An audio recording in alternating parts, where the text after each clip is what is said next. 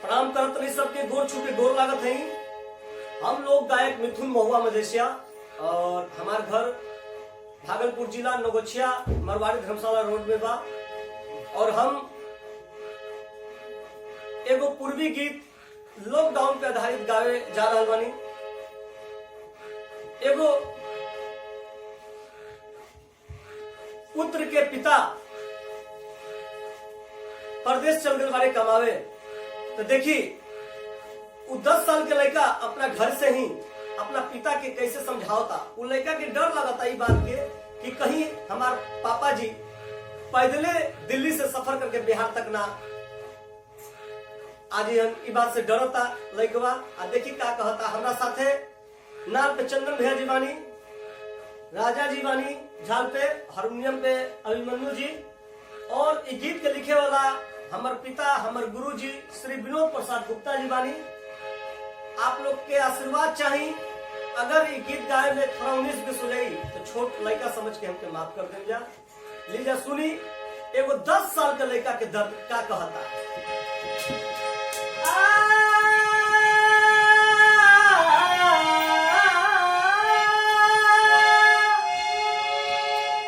अरे नहीं खे परेशानी कोनो, नहीं खे परेशानी कोनो, अरे निके हम सब पानी पापा ओही जे रही हो। चिंता कन करियो। अरे निक बारी दादी और माई पापा ओही जे रही हो। निक बारी दादी और माई पापा ओही जे रही हो। नहीं के परेशानी कोनो, नहीं के परेशानी पापा ठीके हम सब बानी पापा ओही जे रही हो। निक बारी दादी और माई पापा ओही जे रही हो। निक बारी दादी और माई पापा ओही जे रही हो। नहीं के परेशानी हो पापा जी।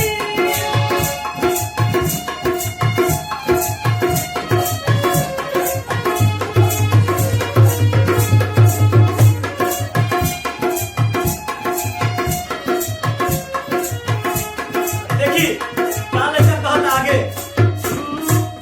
बस रेल बंद बाटे, जैसे कि सब जानता कि लॉकडाउन में बस रेल बंद बा। अब बस रेल बंद बाटे, अब बंद सब सवारी बाहो।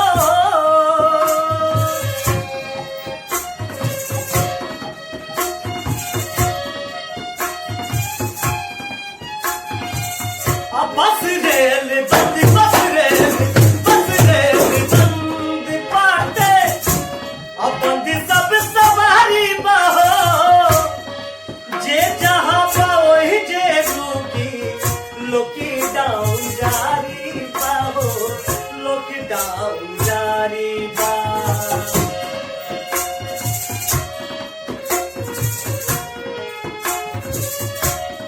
मिलत पाओ ही जे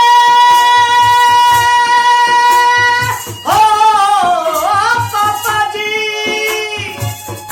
मिलत पाओ ही जे सबके, मिलत पाओ ही जे सबके, फ्री खाना पानी पापा ओही जे रही हो। अनेक बारी दादी और माई पापा ओही जे रही हो। एक बारी दादी और माई पापा ओही जे रही हो। नहीं के परेशानी कोनो हो।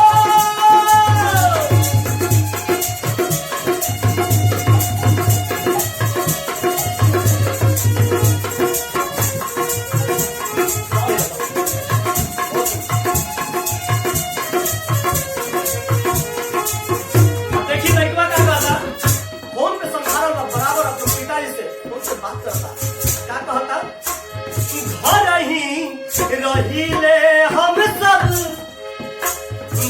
भाती रोटी खाई के हो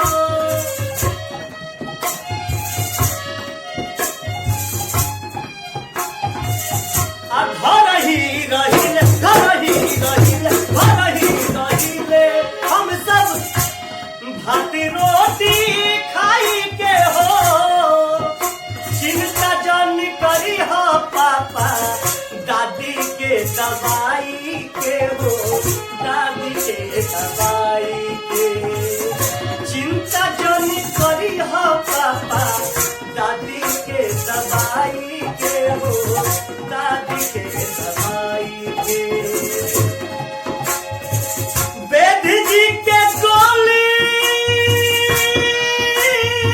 हो पापा जी हो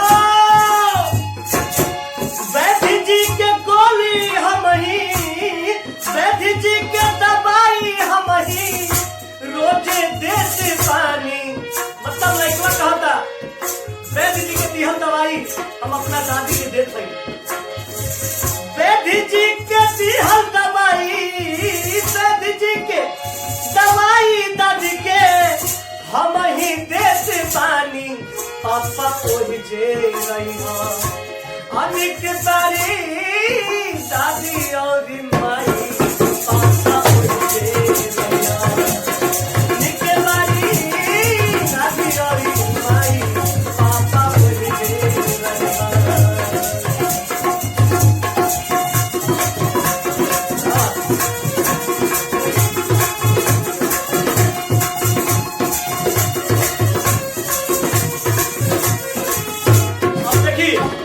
उनका जो पिताजी लॉकडाउन में फसल बारे 1 महीना पहले आए वाला मगर वो घड़ी लड़का फोने पर लगे पापा घर में राशन नहीं थे खत्म हो गए लॉकडाउन से पहले मगर अब लड़का के मन बा कि पापा अभी ना आ गए तो फोन से का कहता सुनी जा विचार कर जाएगा माई तो पुरान बर्तन अब चली ठठेरी के हो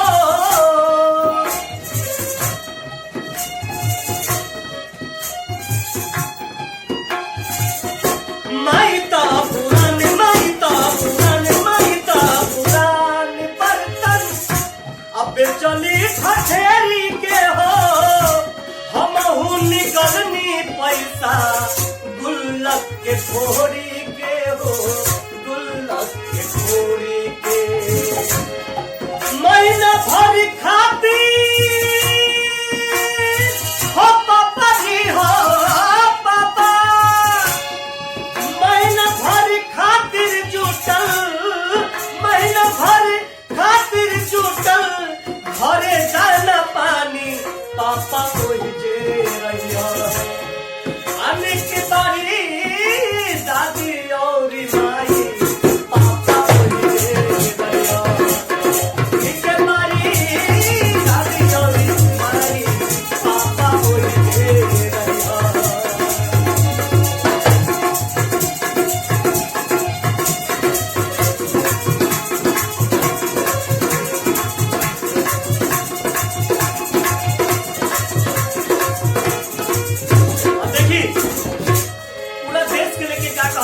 अपना चाची के घर में दूरदर्शन के टीवी में न्यूज देखा रहता तो क्या कहता पूरा देश लागल बाटे कोरोना भगावे में हो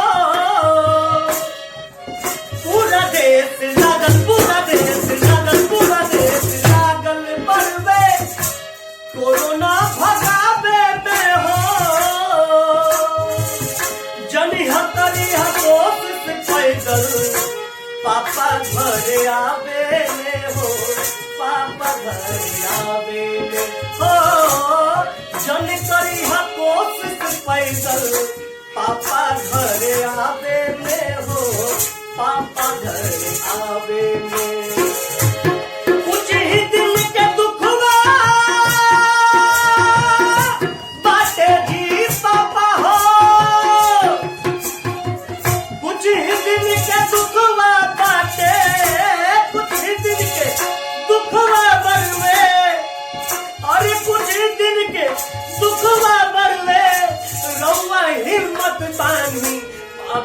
ओही जे रहिया अरे निक बारी दादी औरी माई पापा ओही जे रहिया निक बारी दादी औरी माई पापा ओही जे रहिया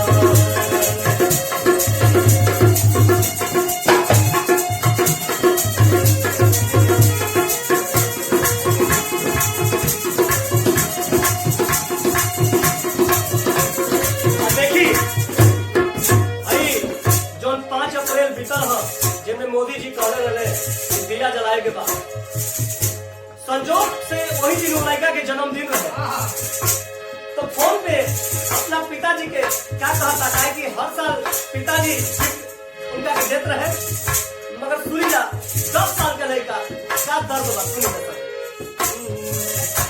5 अप्रैल जन्मदिन हो हम ना मनैनी पापा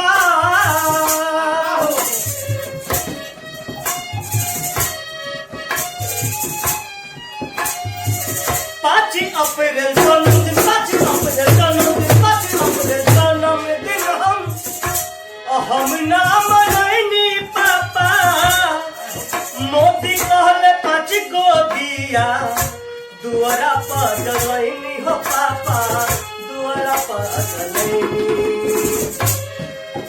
गिफ्ट अब की बात जाके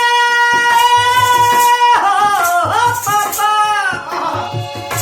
गिफ्ट अब की जन्मदिन के गिफ्ट अब की जन्मदिन के कुछ न मांगत बानी पापा ओही जे रहिया अरे दिख बारी दादी औरी माई पापा ओही जे रहिया दिख बारी दादी औरी माई पापा ओही जे रहिया मैं के परेशानी पापा मैं के परेशानी दोनों निके हम सब पानी पापा ओही जे रहिया निके बारी दादी औरी माई पापा ओही जे रहिया निके बारी दादी औरी माई पापा ओही जे रहिया पापा ओही जे रहिया पापा ओही जे रहिया पापा ओही जे